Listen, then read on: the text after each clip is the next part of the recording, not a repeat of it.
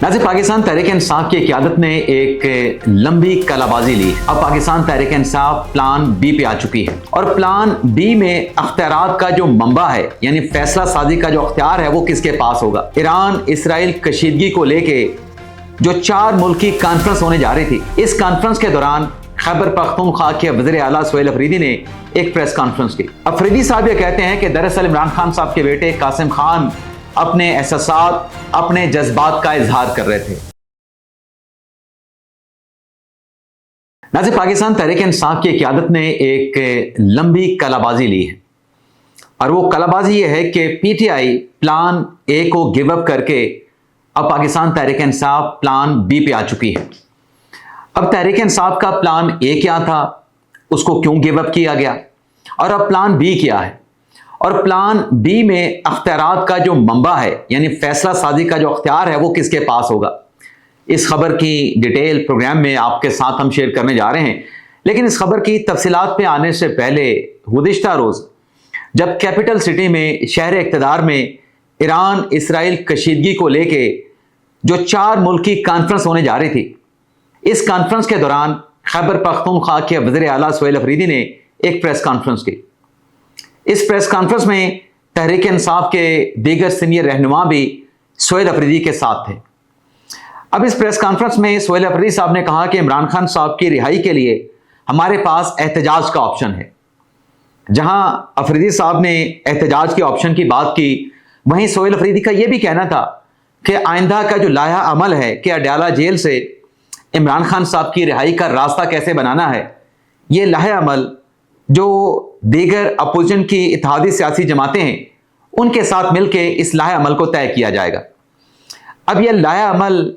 जब फाइनलाइज होगा तब उसकी डिटेल भी आपकी खिदमत में पेश करेंगे। लेकिन एक और बात जो सुहेल अफरीदी साहब ने अपनी प्रेस कॉन्फ्रेंस में कही कि जो इमरान खान साहब के बेटे कासिम खान ने इंटरनेशनल काउंसिल में, इंटरनेशनल कॉन्फ्रेंस में खिताब करते हुए GSP+ का जो जिक्र किया, अफरीदी साहब ये कहते हैं कि दरअसल इमरान खान साहब के बेटे कासिम खान अपने एहसासात, अपने जज्बात का इजहार कर रहे थे। और ये एहसासात, ये जज्बात इसलिए थे क्योंकि इमरान खान साहब के बेटे कासिम खान, उनके वालिद कैदी नंबर 804 जो है वो अडयाला जेल में है। तो कासिम खान के उस स्टेटमेंट को जो इंटरनेशनल काउंसिल में या कॉन्फ्रेंस में उनकी तरफ से दिया गया, उसे सुहेल अफरीदी साहब ने कासिम खान के जज्बात, एहसासात के साथ मंसूब कर दिया। लेकिन सवाल ये पैदा होता है कि चलें एक लम्हे के लिए मान भी लिया जाए कि कासिम खान अपने वालिद की रिहाई के लिए अपने इमोशंस का, अपने एहसासात का इजहार कर रहे थे, लेकिन माजी में जो पाकिस्तान तहरीक इंसाफ करती रही, जो कि हकाइक की सूरत में रिकॉर्ड पे मौजूद हैं, उन तहरीक इंसाफ के जो फैसले, जो इक़दामात थे, उनको क्या कहा जाए, उन इक़दामात, उन फैसलों को क्या नाम दिया जाए। एहसासात का नाम दिया जाए, जज्बात का नाम दिया जाए। यानी आप ये देखें कि गिरफ्तारी से पहले और गिरफ्तारी के बाद जो कुछ 9 मई को हुआ, मुल्क भर में जो मिलिट्री इमलाक को टारगेट किया गया, रियासत की मिलिट्री इमलाक को टारगेट किया गया, क्या माजी में ये तर्ज अमल किसी सियासी जमात की जानिब से अडॉप्ट किया गया? क्या इसे भी तहरीक इंसाफ के एहसासात और जज्बात का नाम दिया जाए? क्या इसे तहरीक इंसाफ के जज्बात और एहसासात का नाम देकर जो है फरामोश किया जा सकता है 9 मई के सानिया को? और फिर जब पाकिस्तान एक माशी बहरान का शिकार था, IMF के साथ रियासत निगोशिएशन में थी, तो PTI के लोगों की ऑडियो लीक सामने आती है। PTI की तरफ से बाज़ाब्ता तौर पे एक अमली कदम उठाते हुए IMF को खत लिखा जाता है। IMF के हेडक्वार्टर के बाहर जब पाकिस्तान का स्टाफ लेवल जो मुआहिदा है IMF के साथ तय पा जाता है, तो IMF के हेडक्वार्टर के बाहर तहरीक इंसाफ के लोग एहतजाज करते हैं। और फिर इमरान खान साहब खुद जेल से जब फाइनल कॉल देते हैं, तो ओवरसीज पाकिस्तानियों से डिमांड की जाती है कि आप जो रेमिटेंसेस हैं वो पाकिस्तान ना भिजवाएं। पाकिस्तान में रेमिटेंसेस जो भिजवाने का जो सिलसिला है, उसे खान साहब ने ओवरसीज पाकिस्तानियों से मुनक़ता करने की अपील की। अब ये जो इक़दामात हैं, कासिम की स्पीच को बेशक एहसासात का नाम दे दें, जज्बात का नाम दे दें, लेकिन ये जो अमली इक़दामात तहरीक इंसाफ ने उठाए हैं, तहरीक इंसाफ के माजी के जो फैसले हैं, इनसे बतौर सियासी जमात PTI कैसे जान छुड़ाएगी? ان فیصلوں سے ان اقدامات کو کیسے فراموش کیا جا سکتا ہے۔ اب آپ دیکھیں کہ عمران خان صاحب کی رہائی کے لیے ہم مدعے پہ واپس آتے ہیں کہ جو تحریک انصاف رہائی فورس بنانے چلی تھی اور اس سے متعلق گزشتہ ہفتے سہیل افریدی صاحب نے ایک تقریب بھی خیبر پختونخوا میں منعقد کی۔ اب اس ریلیز فورس کو لے کے تحریک انصاف کے اندر جو ان کی اپنی قیادت کی طرف سے اعتراضات سامنے آئے، جن تحفظات کا اظہار کیا گیا، قانونی خدشات کا اظہار کیا گیا کہ یہ جو آپ خان صاحب کی رہائی کے لیے، کیونکہ خان صاحب کے کیسز عدالتوں میں پڑے ہیں، خان صاحب کے رہائی کا فیصلہ یا رہائی کا راستہ عدالتوں سے نکلنا ہے، آپ اگر کوئی رہائی فورس تشکیل دیں گے تو یہ تو آپ کے گلے پڑ جائے گی۔ اس سلسلے میں اگر آپ کوئی حلف برداری کی تقریب منعقد کرتے ہیں، آپ کوئی نوٹیفیکیشن جاری کرتے ہیں، تو یہ قانونی مشکلات کا تحریک انصاف کو جو ہے وہ سامنا کرنا پڑے گا، کیونکہ اس ریلیز فورس کو لے کے، اس ٹاسک فورس کو لے کے تحریک انصاف کے سینئر رہنما جو کہ یہ چاہتے ہیں کہ عمران خان صاحب کی رہائی کی موومنٹ چلنی چاہیے لیکن یہ فورس نہیں ہونی چاہیے، ان کی طرف سے اعتراض اٹھایا گیا۔ اب جو نیا ایک آپشن سامنے آیا ہے، پلان اے تو یہی تھا کہ آپ نے ریلیز فورس بنانی ہے، اور آج کے دن کی رپورٹ کے مطابق ریلیز فورس بنانے کا جو آئیڈیا تھا، جو پلان اے تھا، اس کو گیو اپ کر دیا گیا ہے،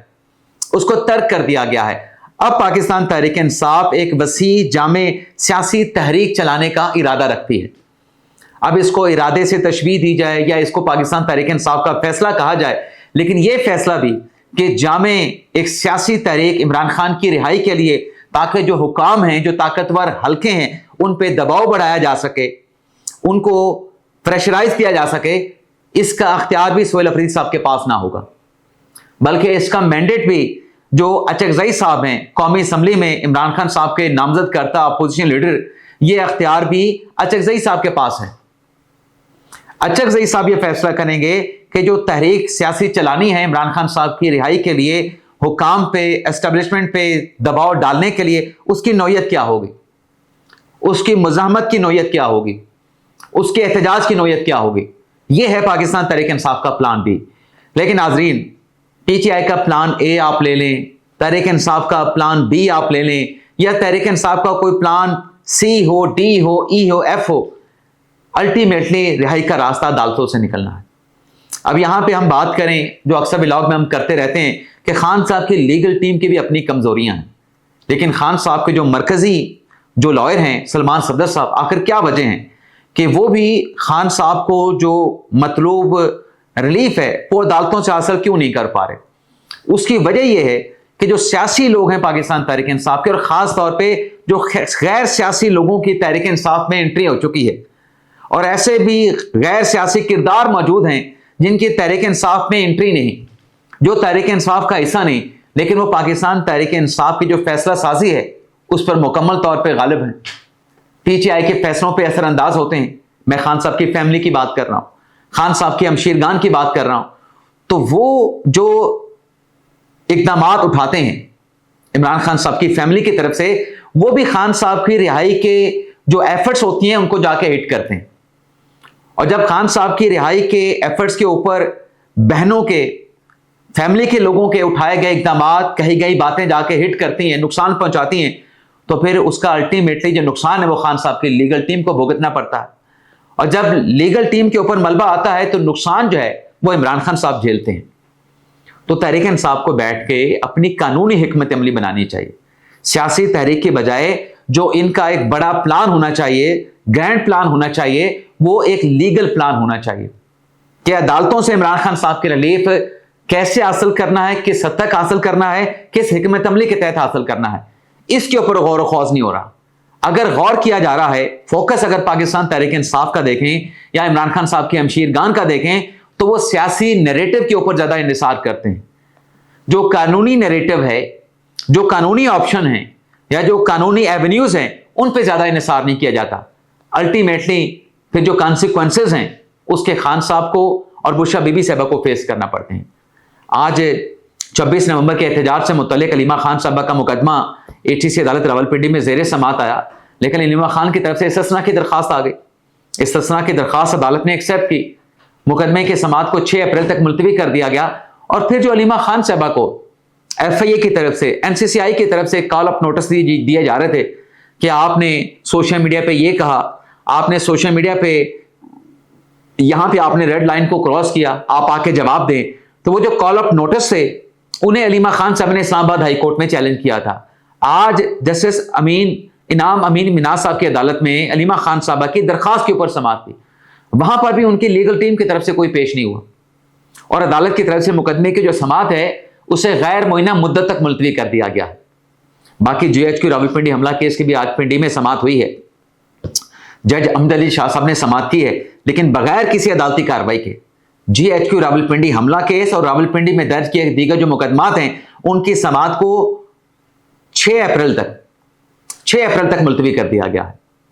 تو یہ ناظرین تھا ہمارا آج کا ولاگ کہ پاکستان تحریک انصاف نے کیسے اپنا پلان اے جو ہے وہ گیو اپ کر کے پلان بی جو ہے وہ ترتیب دیا ہے, اور پلان بی کی کامیابی کے کتنے چانسز ہیں, کتنے امکانات ہیں, وہ بھی آپ کے ساتھ ہم نے تفصیلات شیئر کر لی ہیں کہ ایکچولی تحریک انصاف کر کیا رہی ہے, اور جو کر رہی ہے اس کا خمیازہ عمران خان صاحب کو اور خان صاحب کی لیگل ٹیم کو بھگتنا پڑ رہا ہے. اجازت چاہتے ہیں, اللہ حافظ.